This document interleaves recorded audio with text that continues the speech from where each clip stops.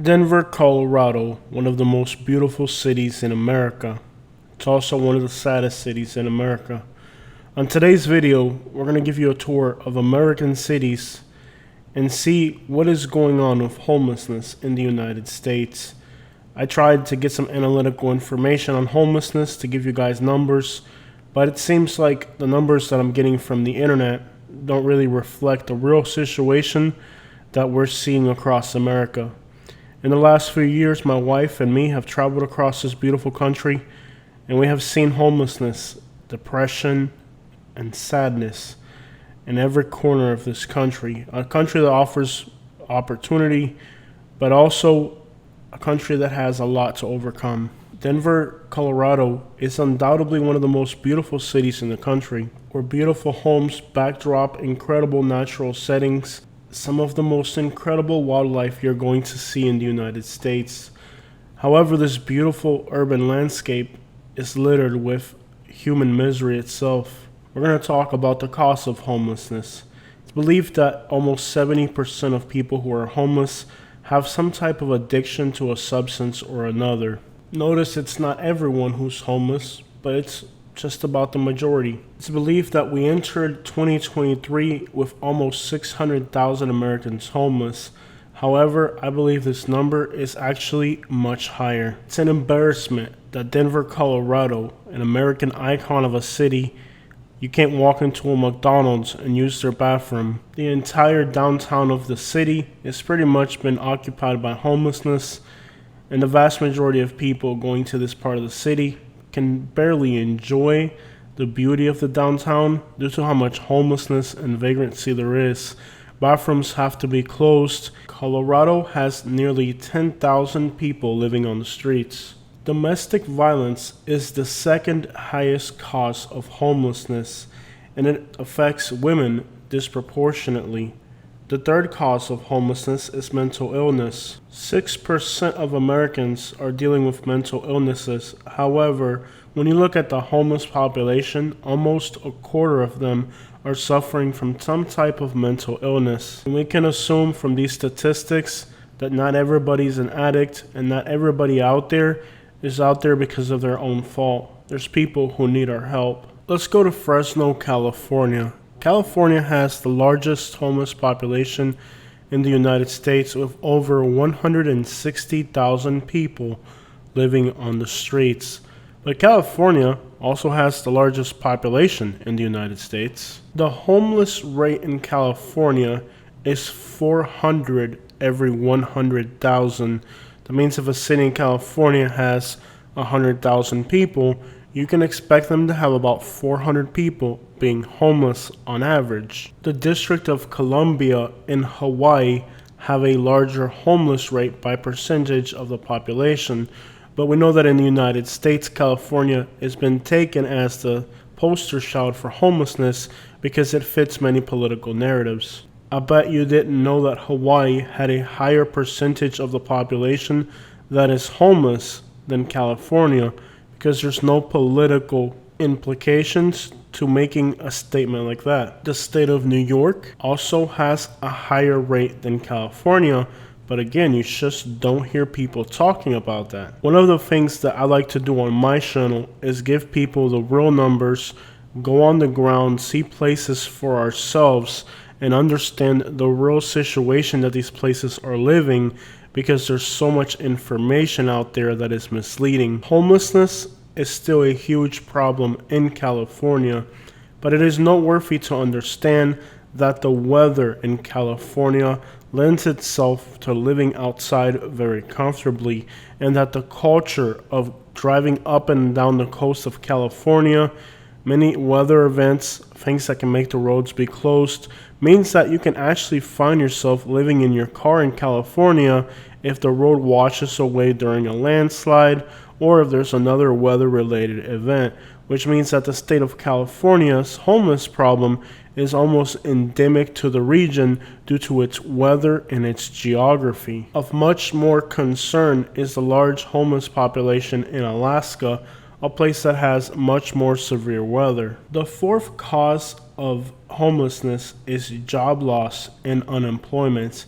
And as we know, coronavirus was a difficult situation for a lot of people. Large cities were affected negatively, disproportionately during coronavirus, and California has many large cities, among the largest in the country.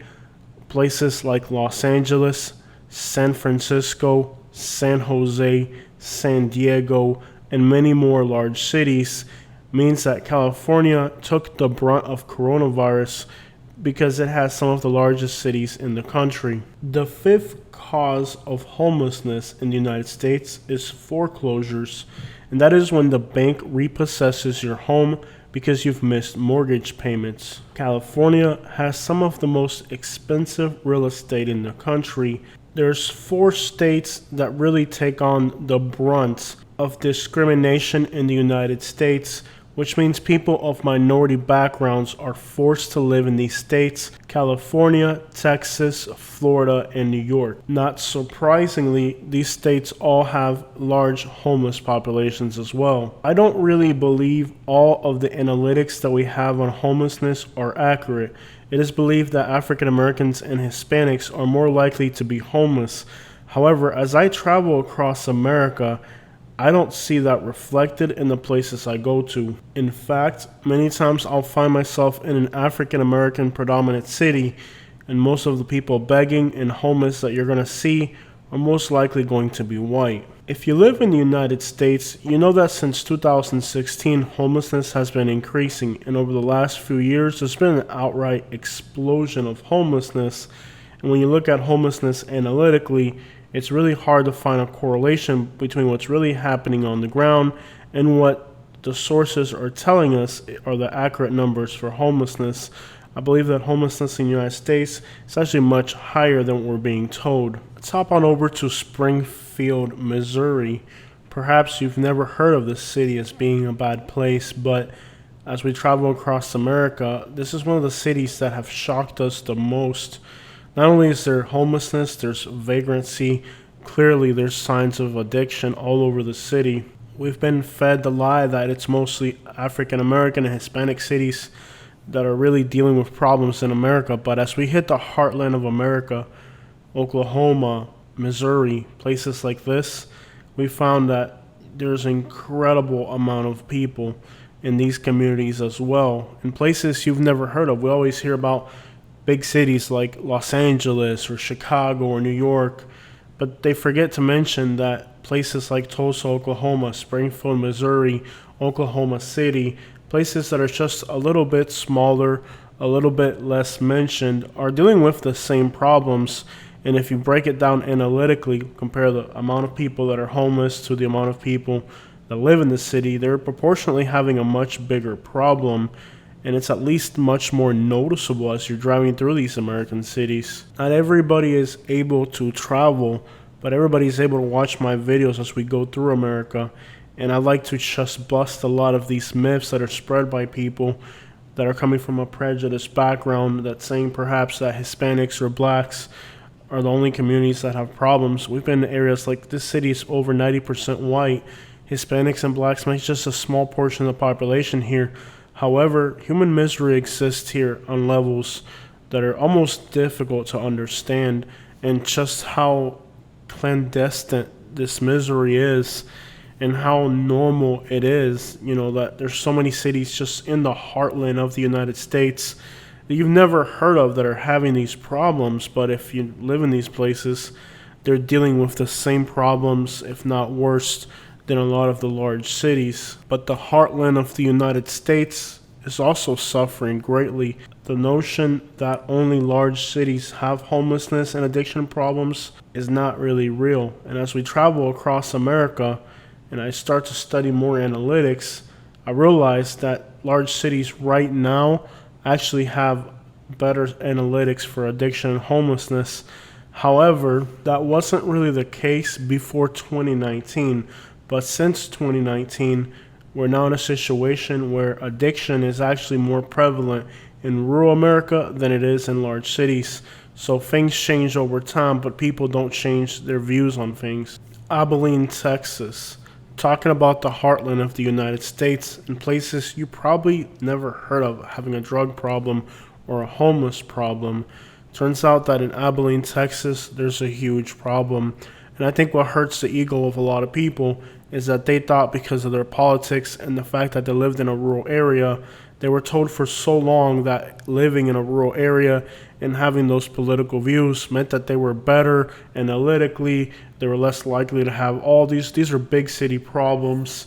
Turns out that now rural places are actually having worse analytics, and it's a hard-hitting fact for a lot of people to just realize where they're actually at today, because they have been believing a narrative for so long that was so entrenched in their personalities, to think that because they lived in a rural area and the politics of the area or whatever, many people even moved across the country to other states believing these narratives, only to find out that these places like Texas or small rural areas actually have the same exact problems, sometimes even worse.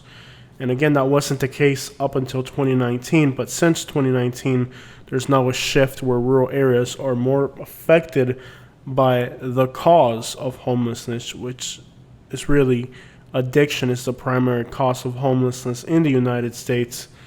So, you start off with an addiction, and that addiction eventually leads you to homelessness. And people ask me all the time, aren't you embarrassed to show people in this situation, this condition, or to profit off of people's misery? And after a lot of thought, I've come to the conclusion that people need to see this. People need to understand what these substances will do to you, where they're going to take your life. And if you love these people, you should show this behavior. This isn't something you should try to cover up. A lot of times I've had people tell me, why don't you try to cover it up or just, act like it doesn't exist? No, people need to be aware that these things exist. This is somebody's son, somebody's father, somebody's mother, brother, sister, somebody's schoolmate, somebody's best friend when they were growing up, somebody's best worker at some point. These are people like me and you who have families, people that love them. And over time, one of the main causes of homelessness is actually breaking social ties with all your acquaintances. It means everybody you know disowns you because nobody trusts you anymore. And that leads to your inability to get jobs, housing, and just all around life leads you to homelessness. And it's interesting that one of the reasons people end up homeless is because they end up breaking all their ties because nobody trusts you anymore. And we should definitely profit from this. How do we profit from this? By ensuring that other people are exposed to the reality of these lifestyles, because today in social media, it's being portrayed as a cool thing to do. Musical artists, music videos, TV shows are portraying these things in social media as a fun, cool social thing to do, but they don't show you what it leads to. And this is how you know that these people are mistaken or envious or don't really have a good cause for saying these comments, for the clear fact that they're not mad at the people who are causing this. They're not mad at the dealers. They're not going after the rappers. They're not going after the social media influencers that are portraying this stuff, that are making songs about how cool it is or how they sell it or how much money they make off of it, or tell stories of valiant dealers who got away from the law. All this is glorified on social media, but these people that come to my channel and tell me, why are you showing this? They don't go into the rappers' music videos or the rock bands that are promoting these things and making it sound like it's cool. They're not going to those people and telling them to stop. They're telling me to stop, which just goes to show how much hypocrisy there is behind a statement like that, of being mad at me for exposing these situations, but nobody's really mad at the people who are clearly promoting these things. And I hope this video doesn't disappear, because I did a video about the state of Oklahoma, and that video disappeared off the internet because I touched on subjects like these. Even though I don't use profanity, I don't exactly encourage anybody to do nothing they're not supposed to. All we do is just travel and show you guys what's really happening on the ground. But apparently I've had videos that are completely harmless disappear, yet the content that really is malignant gets views into the millions. It's just perplexing. Los Angeles, California has the famous Skid Row district right outside of downtown again, and this is one of the largest concentrations of homelessness in the United States. But to give you good context, Los Angeles has millions, dozens of millions of people in this metropolitan area. So if you take a city like Chattanooga and you were to multiply its population, the Skid Row in Chattanooga would be bigger than the one in Los Angeles, or about the same size. It is perplexing to see just a large district of homelessness like what you have in Skid Row of Los Angeles. But you also have to keep in mind that Los Angeles has dozens of millions of people. The homeless camps in Los Angeles are relatively proportionate to the size of the metropolitan area. The cost of living in a city like Los Angeles is also very expensive. And there's a lot of stories of people who go to Los Angeles with absolutely nothing and become millionaires. They get their talent discovered. So it's a big city where people are trying to make their lives better, and not everybody who's on the streets in Los Angeles is just a complete mess. There's people that are out there because they're trying to be discovered. They came from somewhere smaller and they just risked it all to find that dream. Los Angeles is still a place of stars and dreams, and a lot of people go there to try to make something out of nothing. Much of the homelessness in Los Angeles is centered around Hollywood or downtown areas that tourists are undoubtedly going to find themselves in. I also have to mention that as a whole, the city of Los Angeles' murder rate is actually one of the most comprehensive low rates for a city its size.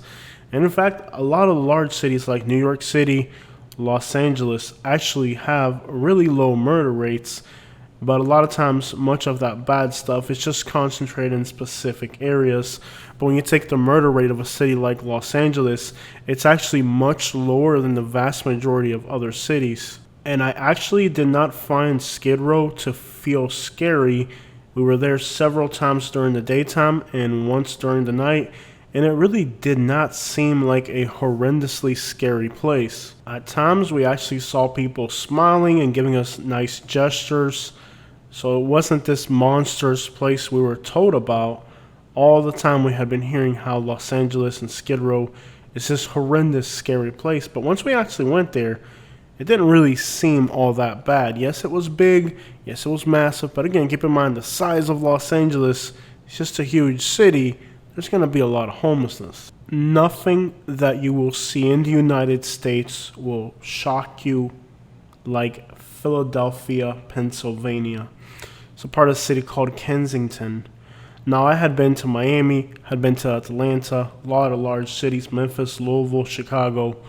When I first saw Kensington, I was shocked, I was scared, I was sad. And it wasn't really the fear factor, it was the sadness. If there's one place in America where you will absolutely feel touched to the core, I mean, if this city doesn't convince you that you should never throw your life away like this, nothing will.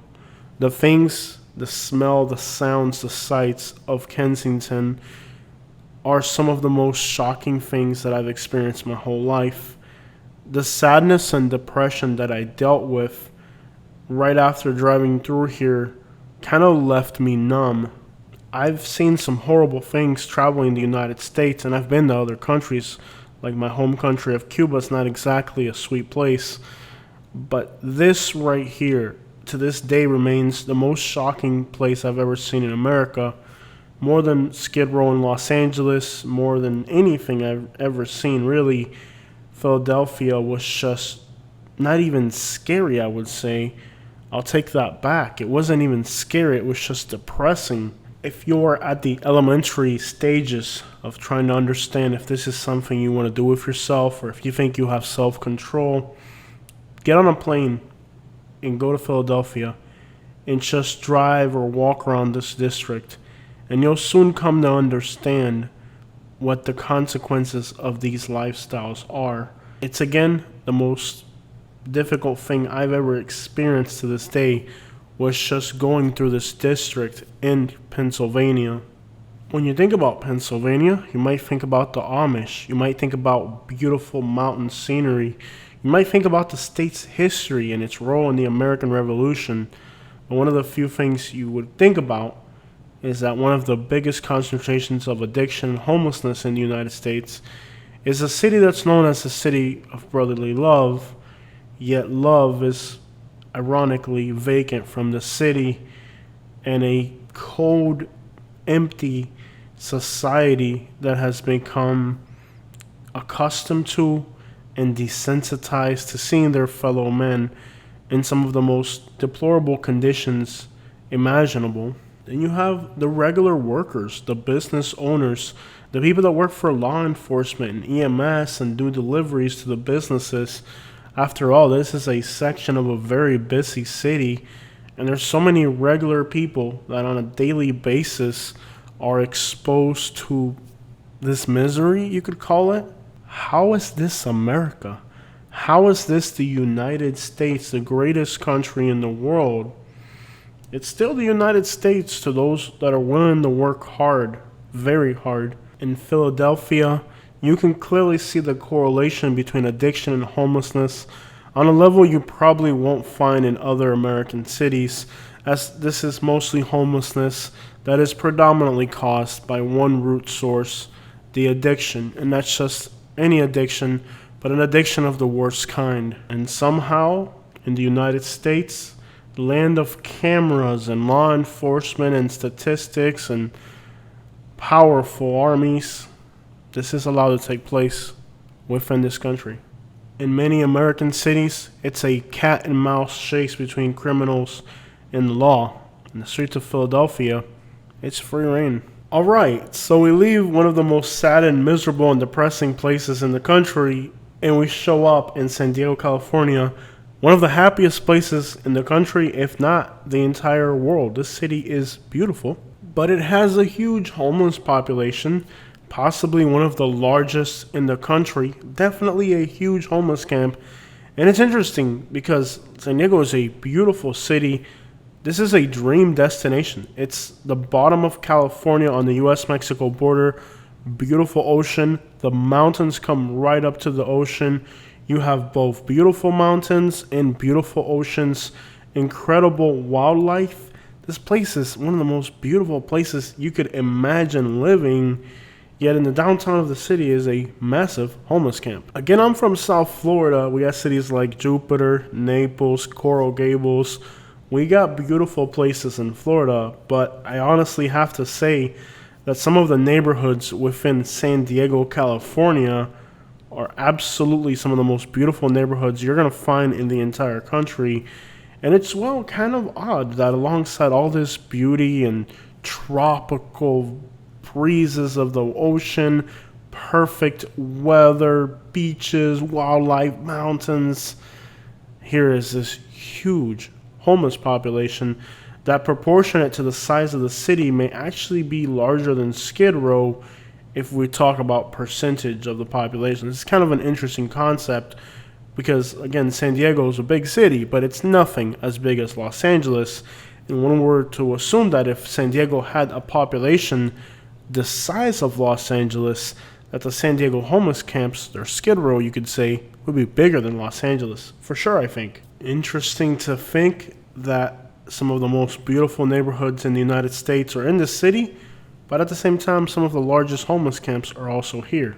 San Diego is an awesome city, and homelessness, vagrancy, and addiction is a thorn on the side to an otherwise perfect place. The drive along the coast towards Los Angeles will take you past neighborhoods like La Jolla, which is Spanish for the gem, and it really is that. One of the most beautiful places in the United States. Real estate prices here are ridiculously expensive, and many people who work in San Diego actually live in Tijuana, Mexico. This allows a lot of people who are not afraid to die on their way to work to live in a country that's much more affordable. But those seeking to be on the U.S. side are faced with two options: coming up with ridiculously high housing costs or being homeless or living in Mexico. I actually saw a documentary a while back about Americans going to Tijuana and living there to find affordability, and how that's raised the real estate prices and rents in Tijuana, and how people in Tijuana are absolutely appalled at the idea of Americans going there for cheaper housing. Namely, should I mention that Tijuana is the most dangerous city in the world by murder rate, and San Diego is again one of the safest cities in the country by murder rate. So you have again on one side of the border one of the most dangerous cities in the world, but on the American side, relative safety outside of these homeless camps. I'm surprised how San Diego hasn't got the same fame as San Francisco or Los Angeles, because from what I saw on the ground, I actually think that the situation in San Diego may actually be worse than these other California cities that have a much worse reputation, but actually seem kind of tame compared to San Diego's homeless situation. If I could afford to live in this city, I would definitely do it. In fact, I think out of all the cities we're going to be looking at on this video, this is probably the one you want to move to. El Centro California. This is an interesting place, and it has to be one of the scariest towns I've ever been to. I just did not like the vibes here. It was the first city we saw in California, and it possibly was one of the scariest cities we saw in California. You guys should know that before I went to California, I was scared. I heard that San Francisco, they would break into my car. Los Angeles was infested with throwing up stuff. Then I go there and I discovered one of the most beautiful states I've ever seen. I will tell you, there are places in California, and sometimes it's not big cities, it's small towns that definitely have all the wrong vibes. This El Centro place being the prime example of a place that is small but still scary, with a huge homeless problem, and it also feels quite helpless. It's really a sad looking town that illustrates everything that's wrong with the quote-unquote California we hear about, from homelessness to really expensive prices on basic stuff like services. Everything that you've heard bad about California is the true story of this town. Now, as much as we travel through the United States, you can say I've picked up an eye or a feel for bad places. This place rubbed me in all the wrong ways.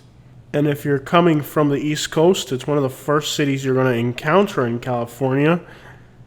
It's pretty much a city you want to pass on. Just keep driving to San Diego. It's not worth stopping here. The place just felt unsafe. And not only did it look like the people were homeless, but they also looked like they were kind of involved in a lot of illicit activities. Yeah, definitely not welcoming. Santa Fe, Nuevo Mexico. So, one of the most beautiful cities again by its architecture and its natural beauty. Santa Fe, New Mexico. I remember seeing this one guy and I'll never forget it. It was the most random thing. Beautiful city, by the way. This guy was just walking around doing whatever the crap that was. I'll never forget that moment. Not sure why. It's a beautiful city, but great food as well. But it seems like there's a little bit of an environment here as well. Even in the deserts, people in the United States find themselves homeless in some very rough environments. Roswell, New Mexico. New Mexico as a whole has the second highest crime rate. Crime goes hand in hand with addiction, goes hand in hand with homelessness. You'll find that throughout New Mexico, a lot of scattered rural poverty. A lot of the cities have problems, but even if you get into smaller towns and in the outskirts of those smaller towns, you'll find people living in buses, campers, and all types of very primitive housing, which is not exactly homeless, but it's just a step above homelessness. It's almost homeless. It's just unbearable living conditions. Again, you have the wind, you have the heat, you have all of the ailments of the desert. And on top of that, very bad housing accommodations. Many times people out west and in the desert are not exactly homeless.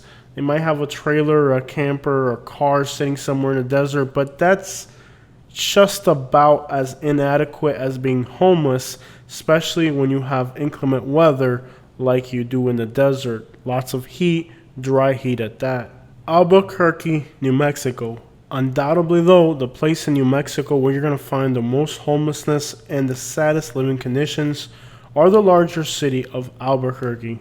A city better known for its amazing food, beautiful architecture, and many other cultural aspects, what I recall the most of Albuquerque is the stunning misery of its homeless people. It's really hard to imagine the hardships that the people on these streets have to live. One can only think about the heat, the dry air, the wind, the dust, and imagine that living here in these conditions must be difficult. And again, another city where you can quite literally see the correlation between the homelessness and the addiction not getting the same attention as other pockets of poverty in the United States. The misery that these people are living here is nonetheless real. Yes, it's less mentioned. Yes, it's less talked about. But out here in Albuquerque, New Mexico, people are really living some harsh conditions. Many people only saw the beauty in the natural setting and maybe a real estate brochure and have moved to this city thinking that it's this perfect desert place, not imagining in their minds that there's also misery and poverty and homelessness in the desert as well. Not exactly the most welcoming environment for homelessness, but people somehow do it. I'm sorry. Another city that broke my heart, Las Vegas, Nevada. This city was so difficult for me because I saw so many people that were elderly on the streets, and it's like, the notion that people come here and gamble and lose everything they got. It's true for a lot of people, but also in Las Vegas you have a huge population of just regular people. I don't know if anybody watching shares this sentiment with me. It seemed like to me the only city on the West Coast that I could really culturally relate to was Las Vegas. It reminded me of like a Fort Myers. Like, I went to this buffet. I didn't go to the ones, by the strip. I went to like a buffet where like the normal people were, and I just interacted with normal people. And I don't do that in a lot of cities. I have to stick to the tourist routes, and even when I go to the hoods and stuff, I try not to do stuff too much in the cities because, we're so far from home, especially, Las Vegas being so far away. But Las Vegas, I didn't really like the strip, so I just went into like the normal areas and dealt with the normal people, and I absolutely loved the people I met and the people I saw. Las Vegas really broke my heart because I saw so many normal looking people, so many like elderly people. Like it didn't seem like your typical person that ends up homeless, age, like I saw a lot of elderly people with walkers, a lot of women, and it was so hurtful to see that because a lot of times we become indifferent to people's problems. But like when I saw the people that were homeless in Las Vegas, I really like lost that barrier of what you think in your mind as a homeless person. It could be like somebody that looks like your mom or your dad or anybody you know. Then add to that the unbearable conditions of the desert. You're talking heat. You're talking like just cold winter nights. I mean, Las Vegas is a place where like you have both extremes, Post-traumatic stress disorder is the sixth cause of homelessness. A lot of people just experience things in their life that they don't know how to cope with. And I can tell you that I've experienced some stuff in my life that have been difficult to cope with. And they have definitely been you can find yourself in a situation where it feels impossible to overcome your odds. Those situations can be difficult to overcome. And even though life doesn't really give you the worst of circumstances, you just feel depressed and down, overwhelmed. These feelings can linger on for years and can lead people into chronic homelessness. You can feel like you've been through so much that it doesn't even matter anymore what your outcome in life is. And I feel like a lot of the times the people that I met in Las Vegas on the streets and that I saw, it seemed like they were just beat down, out of their luck, and just kind of hopeless, just on the sidelines watching life go by, but not really motivated. Or even if they wanted to be motivated, what good for is motivation when you're missing a leg, when you're missing part of your soul, when you're missing your health, your age.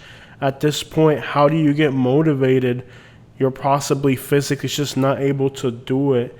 And a lot of times people like that need our resources in our community don't obtain the resources. And sometimes the reason why they don't obtain the resources or the help they deserve and need is because there's people out there pretending like they're the ones who need it when they really aren't the ones who need it. And this is why a lot of times on my channel, when I can tell that somebody's behavior is inconsiderate of others or is putting other people at peril, I can feel like people say I'm judgmental, but they don't really understand that I do have compassion.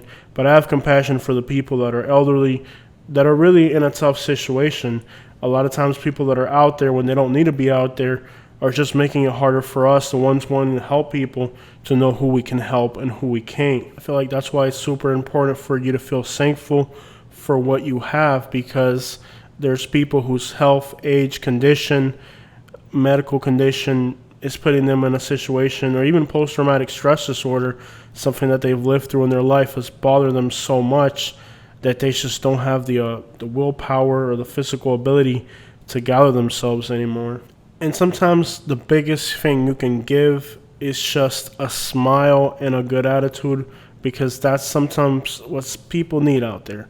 The city of Las Vegas definitely touched a lot of chords for me. And it's a known fact that a lot of people go to Las Vegas and gamble everything they have, talking about bad addictions.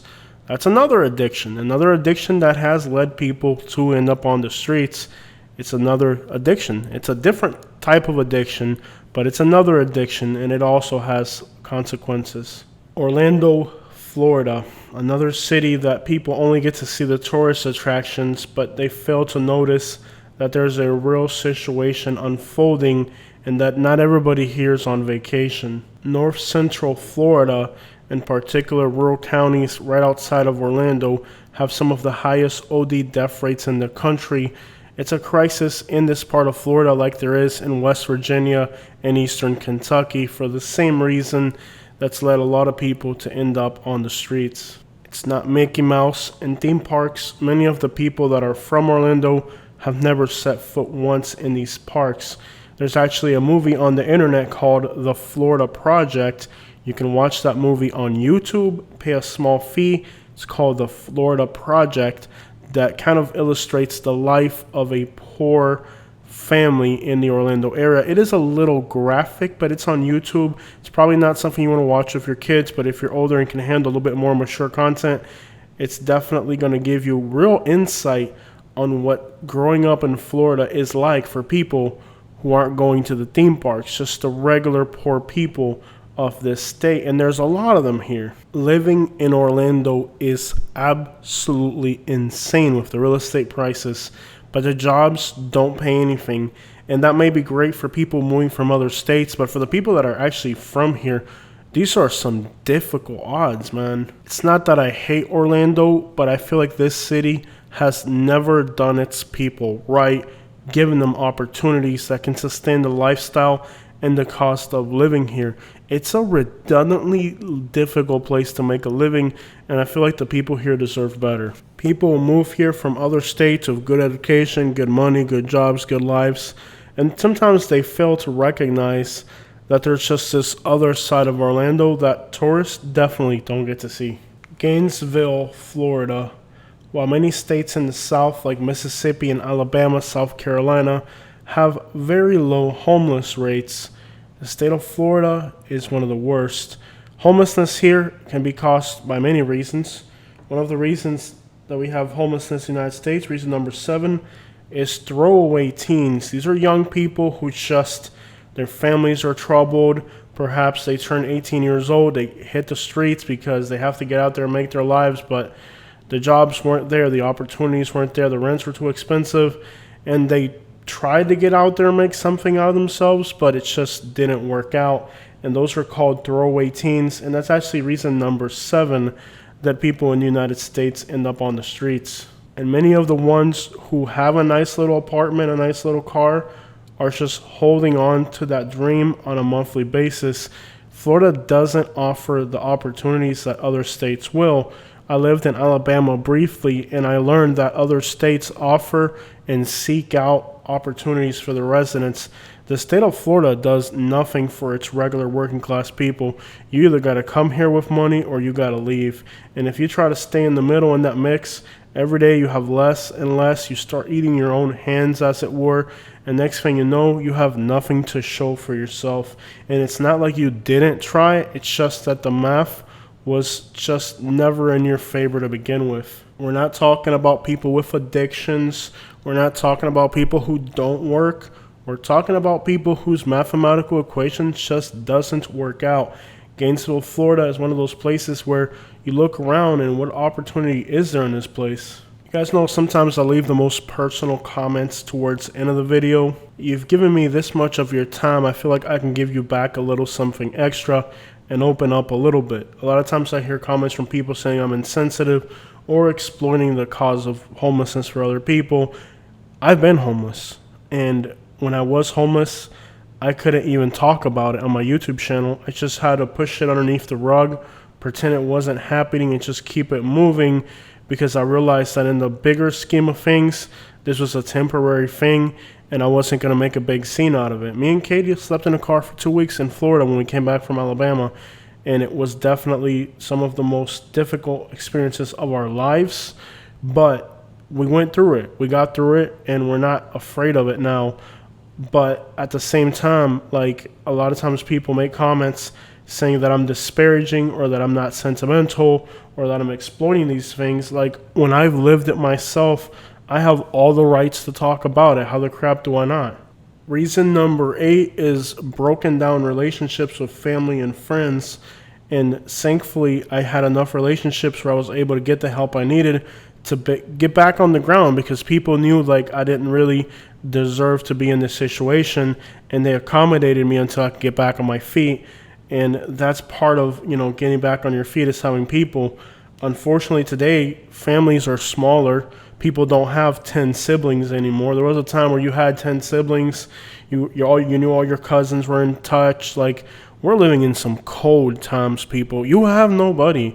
And if you have friends, they may get hooked on stuff, and you might have to cut them off, not because you don't care about them, but because you realize it's not healthy for anybody anymore.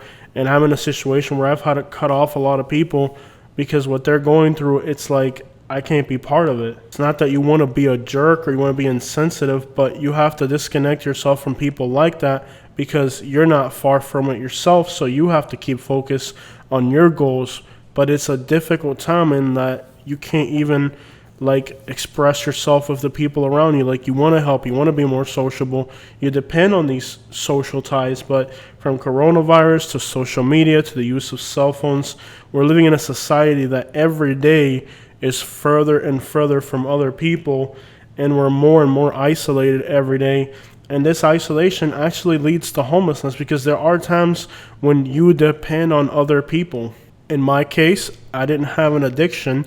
I just had all my money tied up in a real estate transaction that went really nasty, and I had to wait for my money, and I had to eat up my hands, as it were, eat up my resources while waiting for things to, take off and whatever. And it's really sad that, that it's like that, you could say, but I guess we all go through crap in our own personal lives. Like me, I'm the type of person that I help everybody. I help people I don't even know.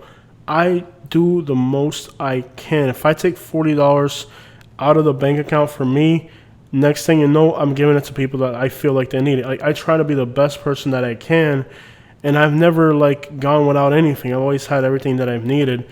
But I'm getting to the point where I'm realizing eventually, you're helping all these people, but crap, when you find yourself in a hurdle, a lot of times nobody's there for you. And it creates a lot of resentment, because you feel like you've done so much for other people, but now nobody does anything for you.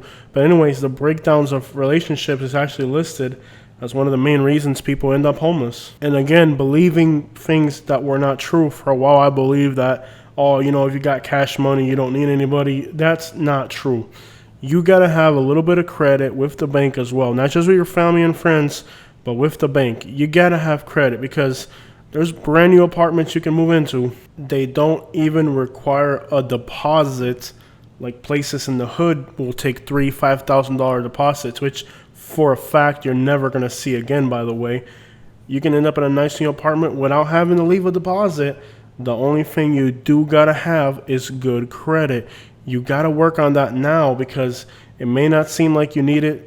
People tell you it's just, you got to have it. It's just a little bit will make all the difference in the world. You got to have good relationships, not only with your family and friends, but with financial institutions.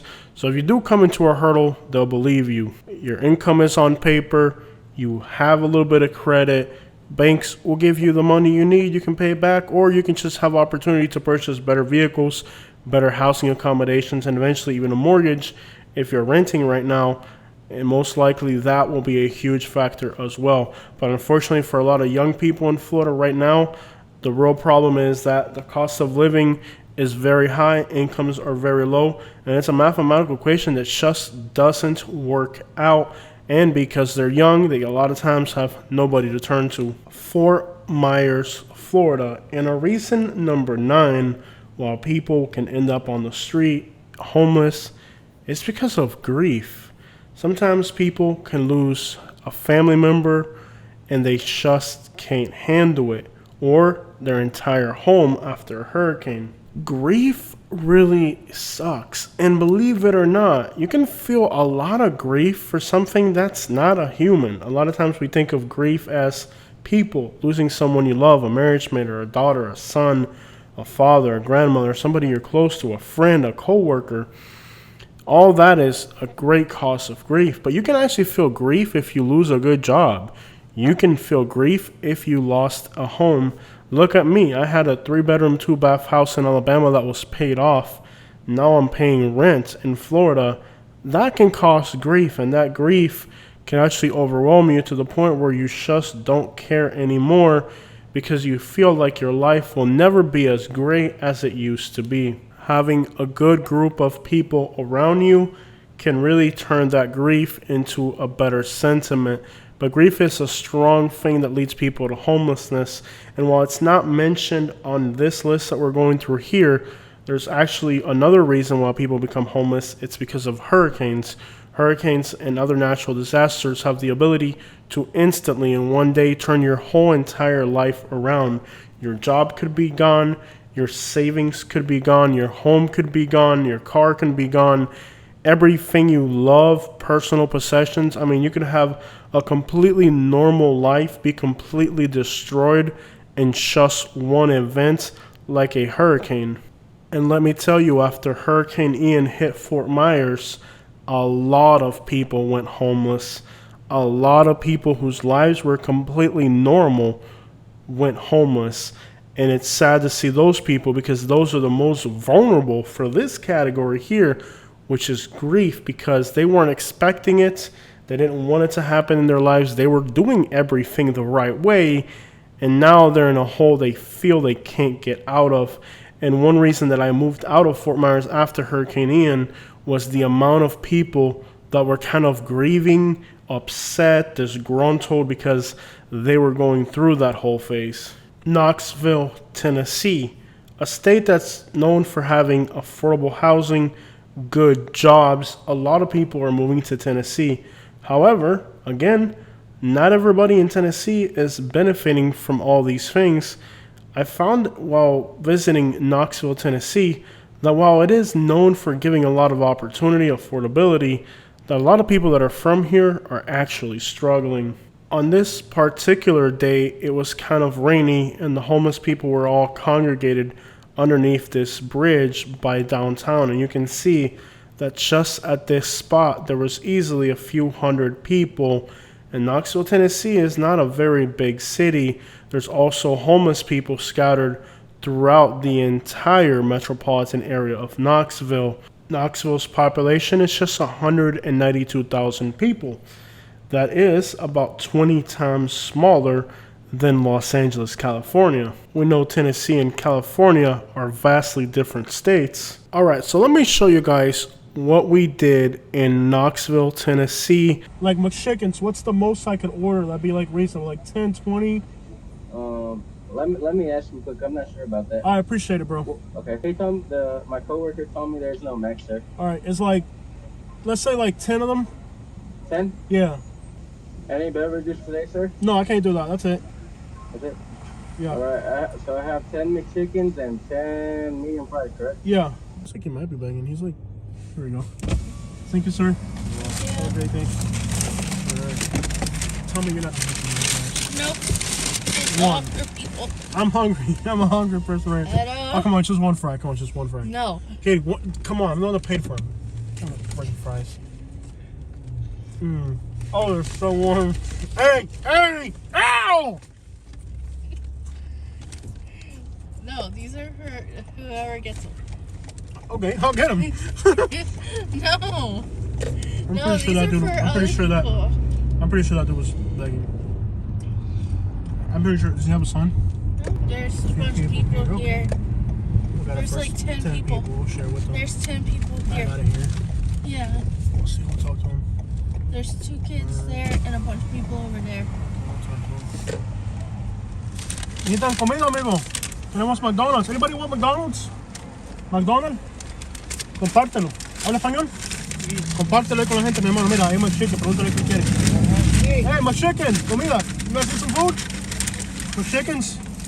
They're still warm. Come get them, guys. Come And get them. there's French fries. Papitas también. French fries. Pásale entre todo el mundo. Comparten entre todo el mundo. McChickens. McChickens. McChickens. Compártanlo ahí entre ustedes. All right, man. Give it Everybody get them? You got it? Ok, completo. Más chicken lleva.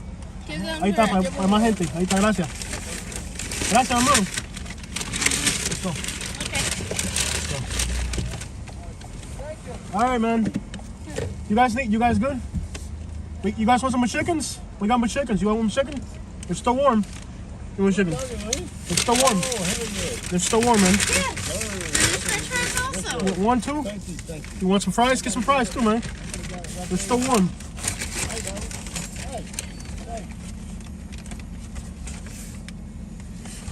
These are still warm. Grab fries too. Grab fries, man. Grab as many as you need.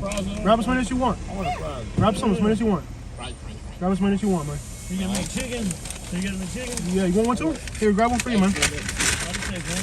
You good? All right, y'all have a good night, man. All right. All right, y'all. All right, man. Hey, guys. Hey, would you like some McDonald's? They're still warm. They're Y'all still keep warm. all that. They're still warm. They're all Share with everybody. Guys. All right. Y'all have a beautiful day. All right, thanks. Sure, that's enough. There should be enough there. It's still warm. All right, y'all. Yeah. Look at the Kennedy geese. Oh, Kitty, we could cute. probably do that again. That wasn't even 5 minutes. That wasn't even 5 minutes. Yeah. And look. So I'm trying to teach you guys something by this video. There's a lot. Let's ride up the street and get out of here. Yeah. What is the plan? Look at the weather. Let's formulate a plan. Chattanooga, Tennessee, not too far from Knoxville.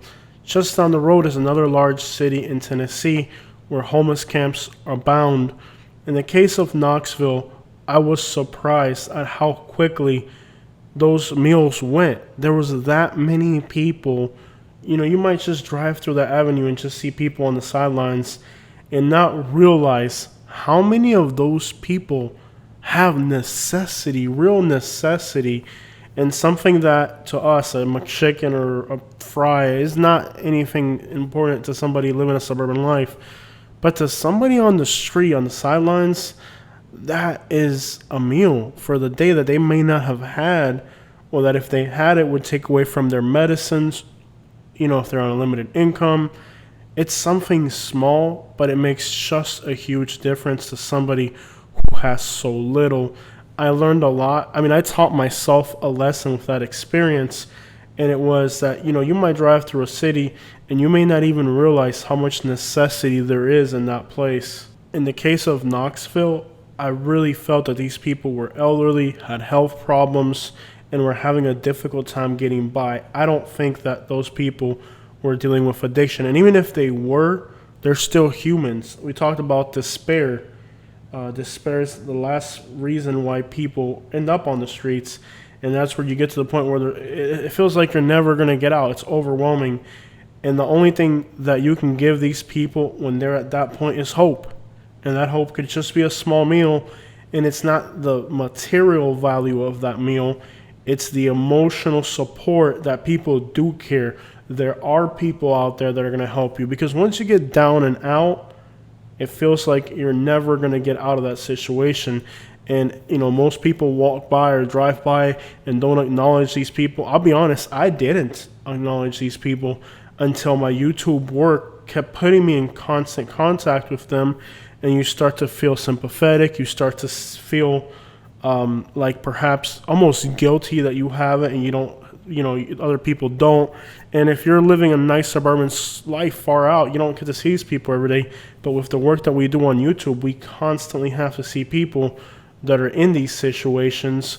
And it opened up my heart to be more sympathetic. And then when I went through my homeless experience for a short time, helped me realize a lot. And the good thing is I was never broken when I was homeless. I was just determined that this was going to be a short-term thing and that I was going to get out of it. But people who perhaps lose their home during a hurricane or to bad health, it was unexpected. They lose a family member they love that was their partner that supported them through everything. Things like that make people feel like disparity, like they weren't expecting it. They had no way of really, how do you even react? And that's where you can come in, not with a huge monetary amount, but with just something that's free. It's just a smile and hope. Or it could have a small monetary value, but keep in mind the value of what you're doing isn't in what it costs to buy a McChicken. It's the symbolic volume of meaning that this is going to have for that person who needs that moment more than that meal. I mean, society almost trains us to ignore these people, and they feel these subtle clues of worthlessness to the point where they can start to believe it. And it's so important that we don't strip away the humanity of people that are in these circumstances, because it doesn't matter how much money you got or how high on that horse you think you are. Life can throw anything at you. You could have a hurricane or a tornado come through. For some reason, you didn't even know your insurance wasn't up to date. Now you are in that same position. Chattanooga, Tennessee has some of the fastest internet. It does have a lot of great things going for it that attracts people to move to the city. But just like any other city in America, there's pockets of homelessness here as well. And it is typical of this region of Appalachia to have a problem with addiction, with a lot of substances. It's been a persistent problem. Even neighboring states like Kentucky and West Virginia have it even worse than Tennessee, but it's just a regional problem that they have here, and a lot of times that takes people into homelessness as well. Columbus, Ohio, cold weather. Yes, homelessness also exists in cold weather. Living in a site like Columbus, Ohio would present people on the streets with different challenges, namely staying warm. Columbus, Ohio had a surprisingly large amount of homeless people for a city with just cold weather. It's overall one of the nicest cities in the Midwest. It wasn't like that many years ago, but there's been a lot of investment, a lot of improvements, and over the years, the city has got better. Nonetheless, you'll see homeless camps all over this city. In what is definitely not favorable weather, one could assume that a winter here could pretty much prove fatal if you're not paying attention to yourself. Nonetheless, there's a lot of people that are homeless on the streets of Columbus, Ohio. And just like there's beautiful suburbs that offer everything you would want for a comfortable Midwest suburban life, there's also some pretty grimy inner city neighborhoods here. You'll find a surprisingly large number of people living underneath the bridges in Columbus, Ohio. Many of these people actually pick up and go down to Florida or Texas during the winter. And one of the things that contributes to Florida, Texas, and California having homelessness, especially in the wintertime, is colder weather in other states. That's definitely not favorable for year-round habitation. Somehow, a lot of people in Columbus, Ohio, manage to make their homelessness last throughout the entire year, despite dangerously cold weather. I will say that a lot of cities in the north, like Madison, Wisconsin, find alternative ways to help the people that are on the streets, because with the weather there, you could quite literally pass. I think a lot of times when we look at American cities, people like to just point a finger at a few key reasons and say, this is why we have homelessness. But as we've seen in this video, there's a lot of different causes and there's a lot of different circumstances that people have to deal with while they're homeless throughout the United States. Have you ever been homeless, or do you feel inclined to help? If you have a story of being homeless and then being able to get back on your feet, I think a story like that would really be appreciated in the comment section. Alright guys, and we're going to finish today's video with a clip from somebody begging in Bonita Springs, Florida. Now, I grew up in Naples, right next to Bonita Springs, and I never ever saw anybody begging here. I believe this clip is something that I never published, but I wanted to make this video come out today for this video because I didn't really feel comfortable publishing the video. I just kind of found it interesting how this Perkins that used to be open is now closed, and how there's now people begging in front of this intersection on Bonita Beach Road and US 41. Homelessness pretty much did not exist, period, in Bonita Springs. And now it gets to the point where sometimes I've been on 75 and Bonita Beach Road, and there'll be 3 or 4 different homeless people begging at that intersection.